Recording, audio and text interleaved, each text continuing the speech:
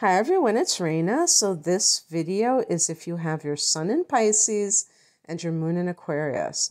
I think I've started this video 3 times because it's really an interesting one to tackle. It's not the easiest thing to explain. I think it's very fascinating to have this combination because you're talking about the elements of water and air, and the air element is where the moon is, and the moon is supposed to be the emotional nature. So you have that detached energy for the moon sign, and for the sun sign, it's water, which is emotional. But one of the things that I wanted to say is my personal belief about differentiating the sun and moon influences. Like for instance, if somebody has a sun in Pisces versus the moon in Pisces, the sun in Pisces person can be influenced by their Piscean nature at a basic level, the things that they're interested in, but they also are approaching things from that. There's that masculine energy from the sun. So it does tend to involve what maybe their career choice, how they choose to shine their light on the world. The moon sign is that feminine inner nature that is expressed through the emotions. So it makes a lot of sense that the moon in Pisces in a lot of ways is more challenging than the sun in Pisces, simply because, you know, you have the added element of that that focus on the emotions. The sun is focused on goals, you know, above and beyond everything else. That doesn't mean that somebody with a sun in the water element is not going to show their emotional nature through their personality. They will, but it won't be the end all be all. They'll have other aspects of how that sun is presenting itself. The moon is all about emotional reactions. How does a person express emotion? What is their attitude towards emotion in general? Because with Aquarius, you're going to find that there is kind of like a lot of trepidation around the issue of emotion in general. So I always feel that people with a prominent Pisces can be especially affected by trauma, or they may have been impacted, that would be a better one, by trauma. Because I think that with the water element, there is a natural, if you want to call it a template, I don't know how to articulate this, but it's like I'm a sun in Sagittarius, and the issue of freedom and other Sagittarian, buzzwords, keywords, have been themes of my life. So I think that, whatever sign you're born into, those themes will always be present. So with Pisces, one of the things that Pisces can be is the martyr. There can be suffering. And I think this has something to do with the fact that Pisces and its ruler, Neptune, rule the 12th house, which deals with karma, past life stuff. And so really it's about the person's totality as a soul and all of their lifetimes. And I mean, if we got regressed into past lives, we might find that we've had a lot of, horrendous experiences that thankfully, because of amnesia, when we come into this lifetime, we don't recall. Some people do, but, not in great numbers. And maybe even those people that recall things they only recall maybe little snatches of memory. So Pisces is the last sign of the zodiac. So it's kind of like the end of the cycle. So a lot of that, what happens, it falls upon Pisces. The it's kind of like the Christ complex, if you will, taking on the sins of humanity. And so this can show up too in childhood and the kind of experiences that the Pisces has. Oh, I think what I meant to say too is that I don't know if it would be correct to say karmically, because what I'm saying is that when we come into this lifetime, whatever our sun sign is, we may have experiences that lead us to build up our identity as a sun sign via those experiences. And so for Pisces, they can be very emotional experiences. A lot of Pisces people may grow up not having a lot of illusions. It's really ironic or contradictory in a sense, because we always talk about Pisces as the escape artist or the escapist, the person who retreats into fantasy because reality is too harsh for them. And that can be quite true, but what can also be true is that the Pisces person has no illusions. It seems kind of paradoxical. I meant that, not ironic. But I think it's true because you can hold both of those concepts at the same time, that something is very difficult to deal with, and at the same time, and you want to escape it, and yet at the same time you accept it completely.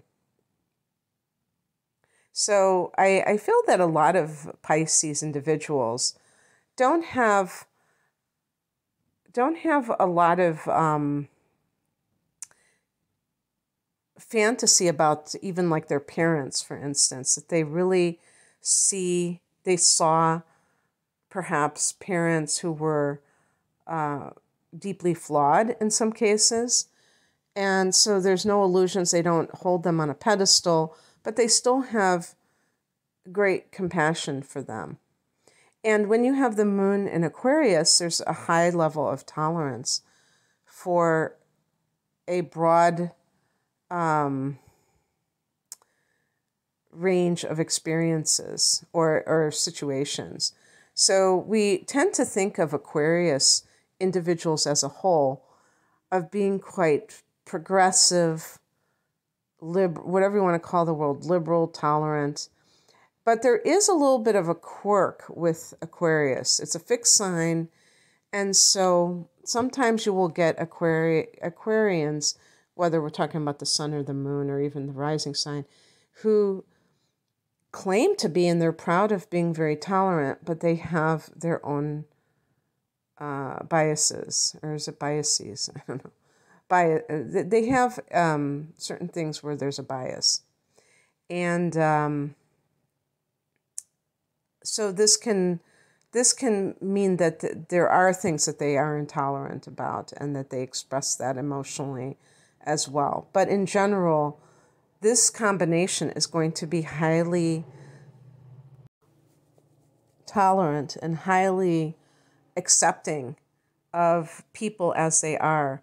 This can get the person into trouble, however, if they find that, especially, when you're dealing with past trauma, sometimes there is I don't know if you call it a bonding in some way, but the person identifies with a certain, with traits that other people have exhibited, and they seek them out, or they find themselves attracted to those traits. So I don't think it would be uncommon for a Pisces individual to find themselves attracted to people who are very unstable in some way. They could be, like, obviously I'm talking about specifically emotional instability. And because they have the moon in Aquarius, they may have a high tolerance for that sort of thing, although Aquarius does not like strong emotions. in general, even positive ones, I have a feeling there's not that, you know, there might be like a dislike of people who are very touchy-feely or very kind of saccharine in their emotional self-expression. There's more of a desire. So in other words, like that romantic expression that many people find, very gratifying. A person with the moon in Aquarius may not feel that way. Now, I do feel that Pisces is very romantic. So that might be one of those things where that's the one area that they will soften. But in general, keeping people more at arm's length, and sometimes if the person, I think if the Pisces person has gone through trauma, they may resemble that moon in Aquarius to a T, where they don't really show too much emotion in general. And sometimes people like that, they get involved with people who are overly emotional, who are, maybe have wild mood swings, because it kind of like makes them feel alive and makes them feel like they can have some, semblance of feeling, because they don't tend to have that. So there's always a possibility that something like that occurs. And so people in general who are Pisces have to be very careful about the company that they keep, because being a water sign, whether the person feels that they are very emotional or not, they are natural empaths, and they will tend to absorb the energy of other people. And because of that, they can really suffer from other people's negativity or emotional imbalances in one way or the other. Water, a mutable water sign like Pisces, is going to be very malleable on some level. And of course, having that fixed energy in the moon position will modify that a bit, but still being aware of how other people's energy affects you is super important, and should be respected, guarded. And so people with this combination can be highly intuitive. That's something. And one of the great things is that because Aquarius is an air sign and it's in the moon position, there is an analytical ability, so that the person can really know how to express their understand, I was going to say express their emotions, but I mean describe and analyze emotions. So for somebody wanting to be a therapist, this could be a very good combination.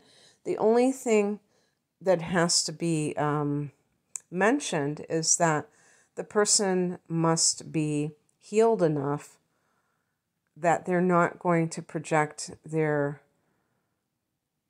stuff onto other people, because the water element is highly subjective, and there could be times when the person forgets that they're dealing with some situation that is not their own, even if they had a similar situation, and they can inject their own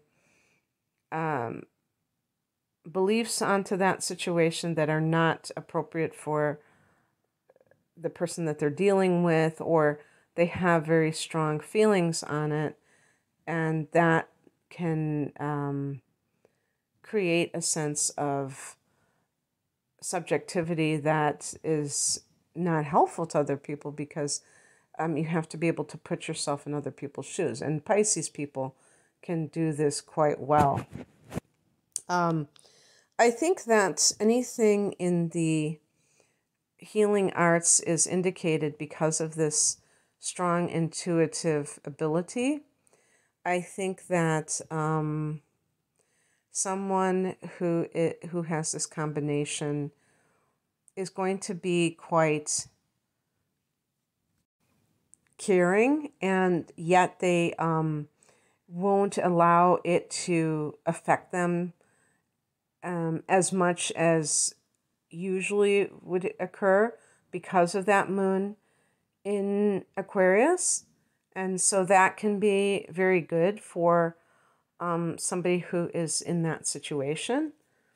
And in general, I just feel that this type of person is going to be somebody, whatever it is that they do, and there may be many different avenues, they're going to bring to it originality. The moon in Aquarius is associated with being eccentric, original. And the if we look at the moon sometimes as the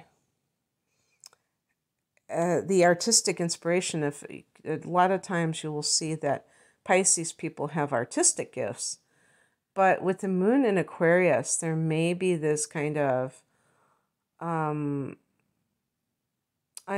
quirky self-expression that differs from the typical. Pisces can be very sentimental, can be, overly emotional. And Aquarius, for some reason, I was thinking of somebody like David Byrne, Talking Heads, things that are more experimental, so that even like that kind of galactic. It's funny that I said galactic about this, because there were certain bands when I was growing up that were big, and they expressed themselves in ways that were not very typical and were not sentimental. And so I'm thinking about, progressive rock, which was very much about, injecting elements maybe of jazz and other, just kind of free flowing. And sometimes the themes were like science fiction, and thinking of some of these bands and how they, and for some reason I was thinking Peter Gabriel too. So, and I think he is an Aquarius, so that's kind of funny. I don't know. But, so experimental types of art might be very appealing if you are an artist. And in terms of relationships, this is a great combination for people who are attracted to others who will give them a lot of freedom. You actually have to factor that in when you have this combination, because the Pisces sun, and you might have inner planets in Pisces or Capricorn, so you have that earth element, they're going to tend to be more